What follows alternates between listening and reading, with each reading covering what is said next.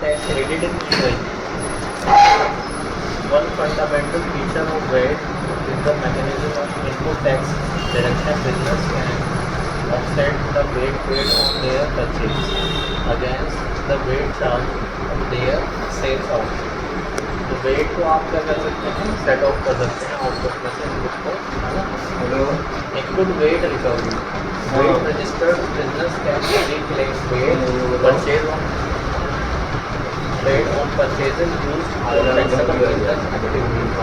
Input weight on standard and zero rated supplies to be recovered. तो यहाँ पर क्या है, इनपुट वेट आपका जो है रिकवर हो सकता है, लेकिन ये रिकवर नहीं कर सकता है जो वेट में रजिस्टर्ड है। वेट में जो रजिस्टर्ड बिजनेस है वो लोग वेट पेड करेंगे और उन्हीं को इसकी रिकवरी वगैरह मिलेगी। Non recoverable input VAT, VAT on entertainment, non-business vehicle, employee benefit not required by law, and costs related to exempt supplies not recovered.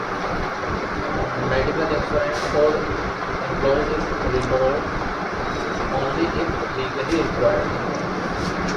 तो यहाँ पर कुछ चीज़ें ऐसी हैं जो रिकवर नहीं है इसमें, जैसे एंटरटेनमेंट पर है या नॉन बिजनेस व्हीकल वगैरह को पेड कर या एग्जाम सप्लाई अगर आप करते हो तो उसके अगेंस्ट आपको वेट रिकवर नहीं है।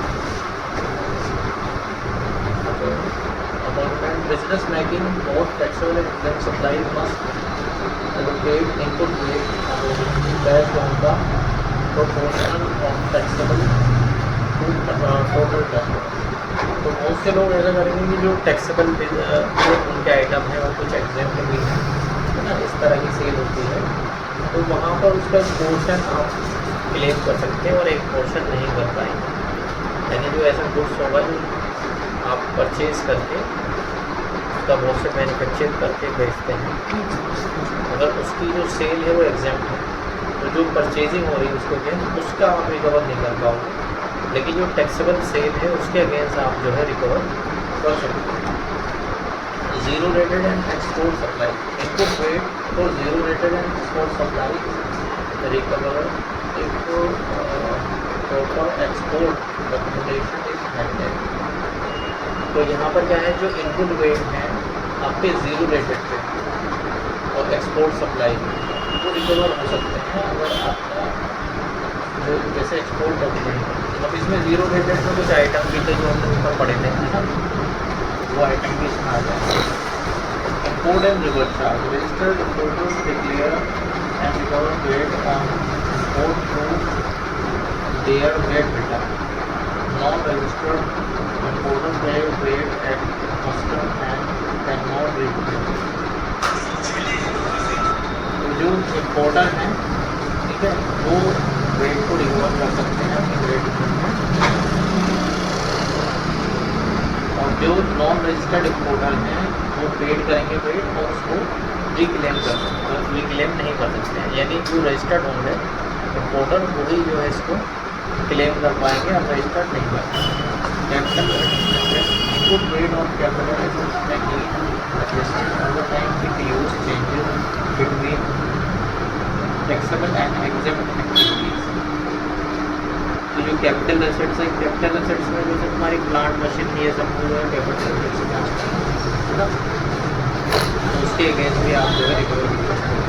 Refund if input tax exceed output, then business can carry forward applied special refund scheme exists for foreign business, tourist and certain government or charitable activities।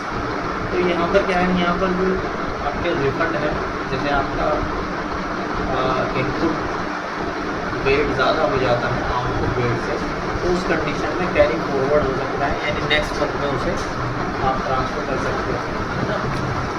कुछ स्पेशल रिफंड स्कीम है जो foreign business के लिए है, tourist के लिए, इन लोगों के लिए है, तो ये लोग जो है उसके लिए रिफंड क्लेम कर सकते हैं।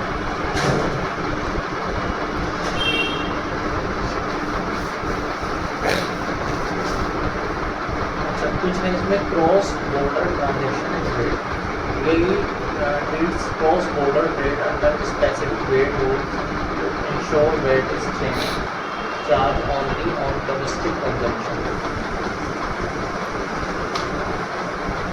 कुछ जैसे आपके बॉर्डर क्रॉस हो रहा है, जैसे जो नियर है, जैसे जो और गल्फ कंट्रीज हैं, उसके बारे में इसके बारे में export of goods 0 rating 0% rate if shipped outside GCC with export documentation required as तो अगर GCC के अलावा आप जो है वो कर रहे हो, एक्सपोर्ट कर रहे हो, ठीक है, वहाँ पर 0% रेट आपका अप्लाई होगा। Export of services generally zero rated if the benefit is outside the UAE and not related to UAE based goods or real estate.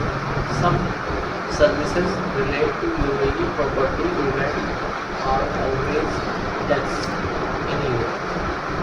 तो जो आपकी सर्विसेज हैं एक्सपोर्ट हो रही है जो UAE के अलावा, ठीक है, उसके बारे में और तो गुड्स है, रियल इस्टेट वगैरह का कुछ मैटर है,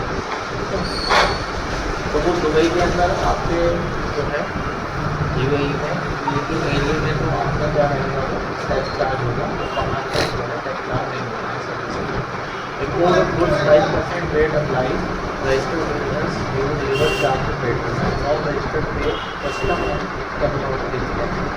तो जो इम्पोर्ट ऑफ गुड्स है उसमें 5% आपको रिवर्स चार्ज में टैक्स पेड करना होगा, रेट में करना है, और नॉन रजिस्टर्ड जो डीलर होंगे उनको कस्टम पेड करना है, कस्टम ड्यूटी वगैरह पेड करना है, और उसे वो रिक्लेम नहीं कर सकते।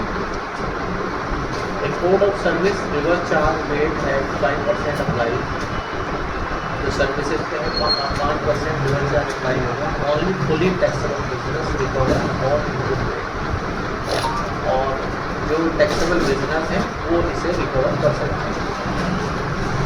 GCC format supplies to other GCC countries are rated as export.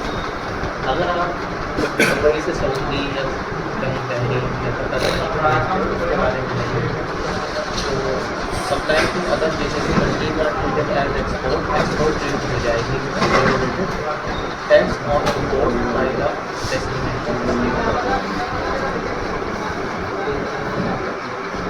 International transport zero rating to cross border transport and related services is part of the single international supplies. Digital services for digital service providers may need to register for UAE paid and charge B2C sales. तो जो digital service होगी वो B2C sales का होगा, जो foreign digital यानी online जो services होंगे इसका।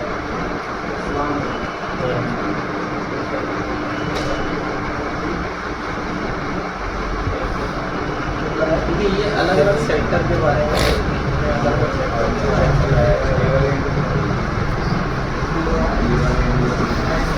Wait the UAE applies definitely across various industries with specific rates and services and applying requirement for tailored to each sector. Key industry consideration include education, nursery and preschool education service are zero rated, while items like school uniform, stationery and electronic equipment are standard rate 5%. तो education service तो यहाँ पे free है, कोई मतलब tax नहीं होगा, zero rated में आएंगी।